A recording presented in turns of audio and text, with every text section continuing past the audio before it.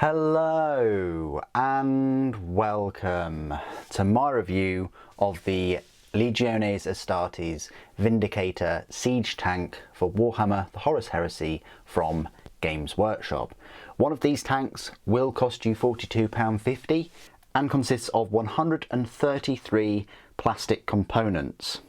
It's the same price as the 40k Vindicators, but they only consist of 99 pieces, so you're getting 34 extra pieces, and I hazard a guess that most of those pieces are from the vehicle accessory sprue that we're getting in all of the Horus Heresy vehicles. What it makes up for accessories, it loses the shell crane that the 40k one has at the back, and also the big dozer blade at the front. So whether those two things are important for you, I personally like this smaller Vindicator. I like the Deimos pattern Rhino as well, and I like that this has two variants in the box, whereas the other one only has one. Now, bearing in mind that old 40k Vindicator, which I've unboxed and reviewed many years ago with a discount, would have cost you about £26 or so. Maybe even 24. They used to be sold for about 30. Now they're £42.50, so they're the same price as these. Not because things have gone up and costs have gone up or anything like that. That kit's been around for many years.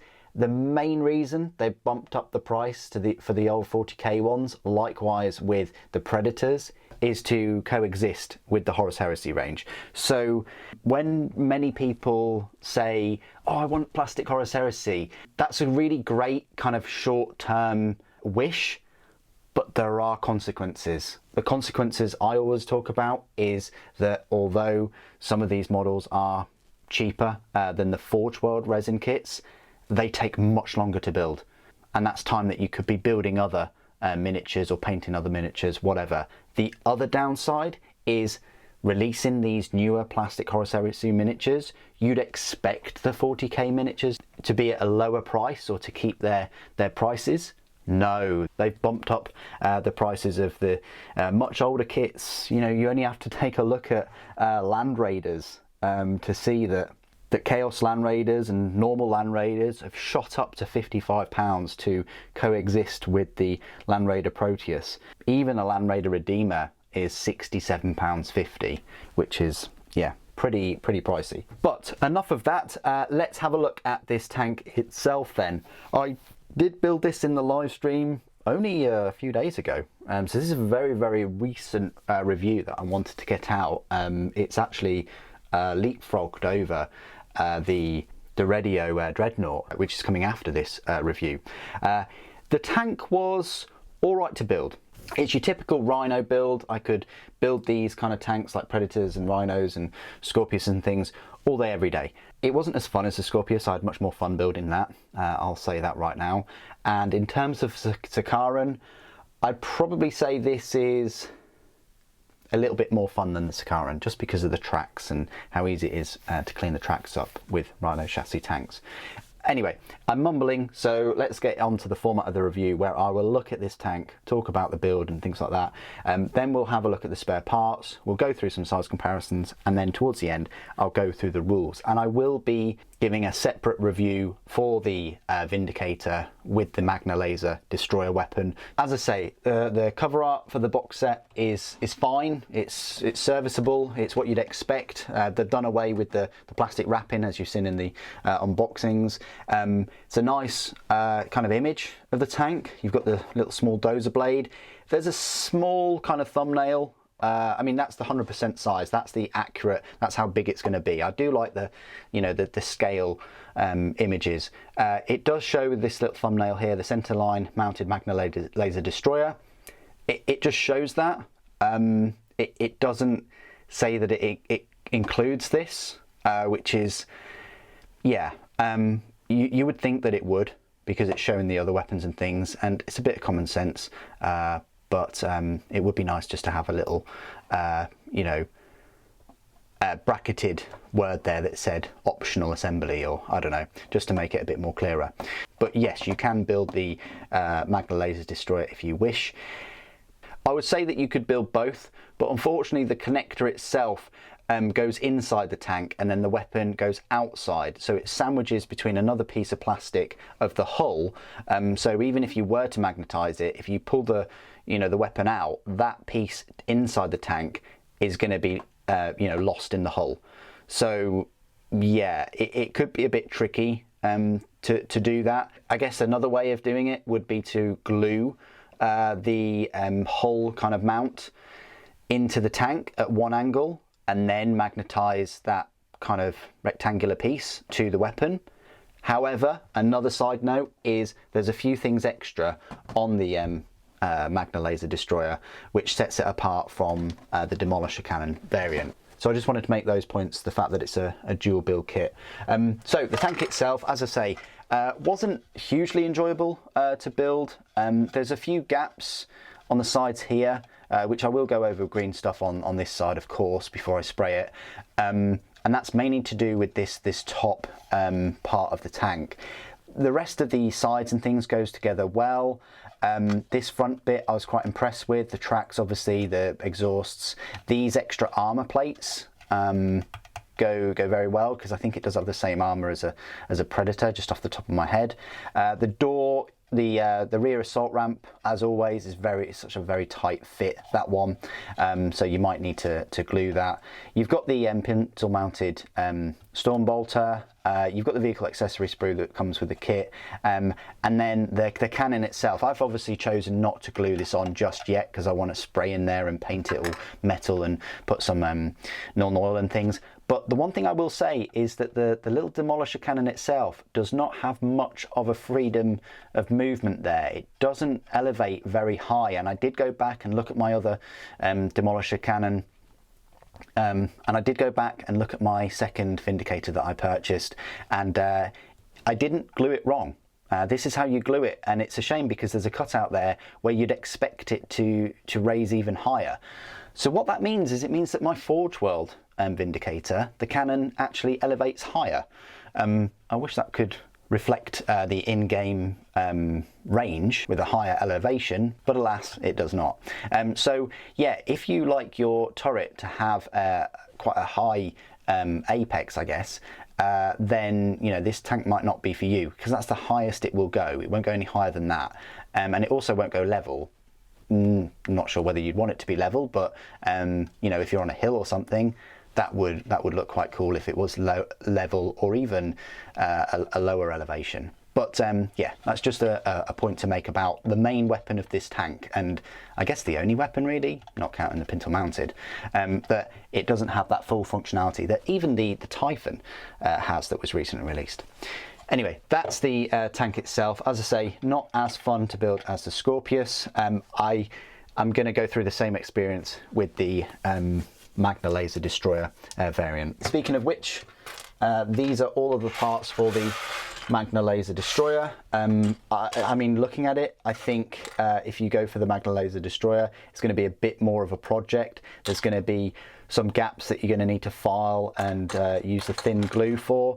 You've got these shielding plates as well, which you're going to need to leave off and paint the barrels before you glue them on. You've got this different top piece which will go on there, and loads of different cabling as well. These aren't used in the tank at all, neither are the actual lights, and then you've got a different obviously mounting plate here that will go there, and then actually a different shielding as well that goes something like that maybe. So it's a different kind of firing plate that the Laser Destroyer has as well. So they're the spare parts for the weapon. Of course, you're going to get your vehicle accessory sprue, and this isn't the one I use. And this is probably the one I use, to be fair, because they're the two pieces for the smoke launchers, and then we had the cupola sort of top hatch. It's up to you. You can replace that dozer blade with this spiky one if you want to go kind of more retro. You've also got other pintle mounted weapons too. You can have a Space Marine popping out of the hatch. I didn't for this one. Not sure why, to be fair. I could have done. I might have one for the Magna Laser Destroyer. We'll see. But you get all of those spare parts along with the weapon spare parts themselves.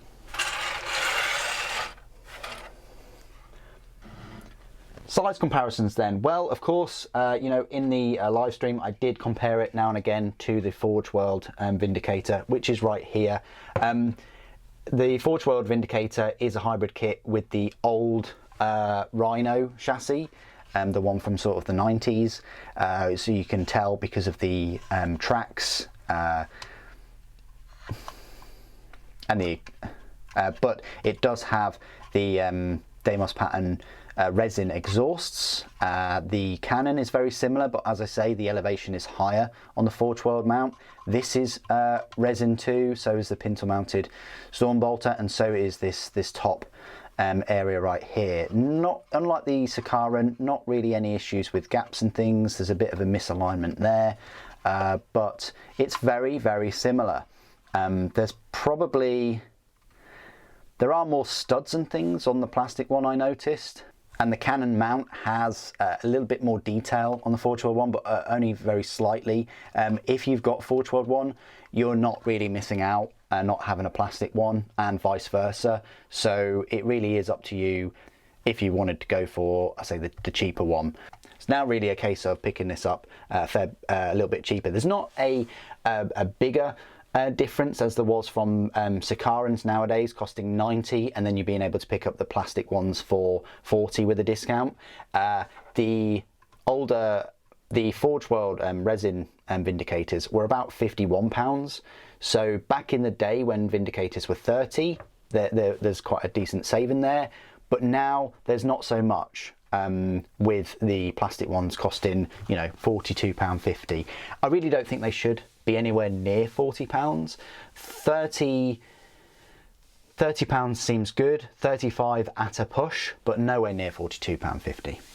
I'm not quite sure where my OG Vindicator is from the 90s. That's a hybrid plastic and metal kit, but I have found a older Forge World 40k Vindicator right here that is painted. Wow, just ignore my hand painted hazard strips, please. I might go over them, who knows. Yeah, you can just see, you know, the 40k one, obviously this dozer blade is resin, and there's lots of other resin parts and things, but if you then add up my other 40k Vindicator and my hybrid 90s Vindicator, then I've now got 5 with demolisher cannons. So I wanted to just show you that next to kind of a 40k one. But if you're playing Horus Heresy and you have an old Vindicator, again, nothing to stop you from using that in the Horus Heresy game.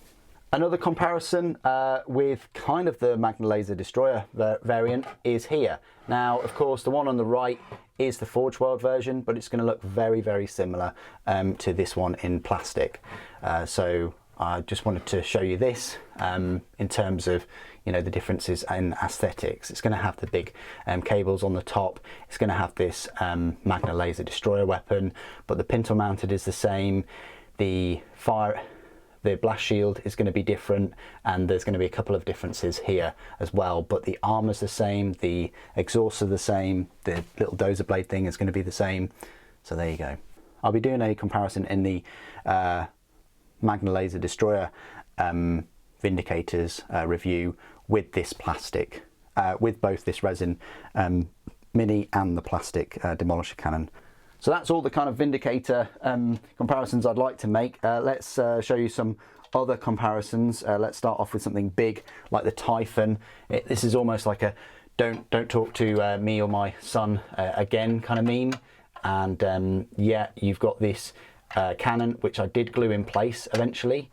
But as you can see, you know, this demolished cannon, you know, it's 50-50 whether it'll stay in place, but this one you could rotate, you could elevate it quite high. I know that the air blast shield is kind of, this is what you get for sub-assembly, but you can see just the size difference between this you know, Typhon tank and the Vindicator with the demolisher cannon.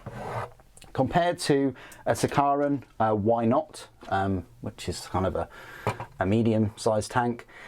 There you go. Obviously that's a Rhino chassis.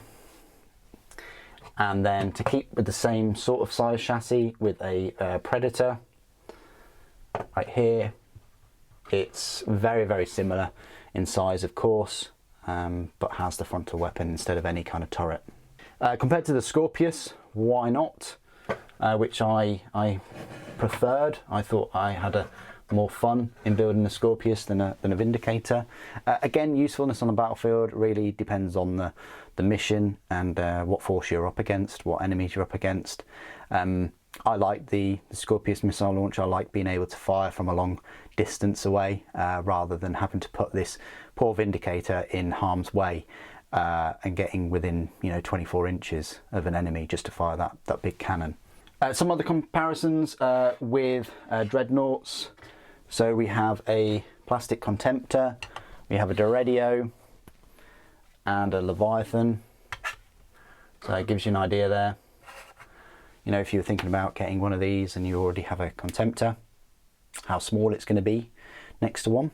Contemptors are a decent size. And then comparisons with some Horus Heresy Space Marines. So we've got Mark 6, Mark 3 and Mark 4. It does look quite small next to, well, Mark 6 and Mark 3 to be fair. Mark 4's not so much. I think it's all right next to Mark 4's, but the other two, because they're the same size, it does look a bit of a small tank, but then again, so do Rhinos these days. A little comparison with some 40k miniatures like Primaris. You might see a Vindicator on the battlefield with Primaris, who knows? And then Legacy Space Marines works quite well with it, and of course you've got Slime Armor. Okay, so this is my part of the review where I will go through all of the rules for the Legiones Astartes Vindicator siege tank.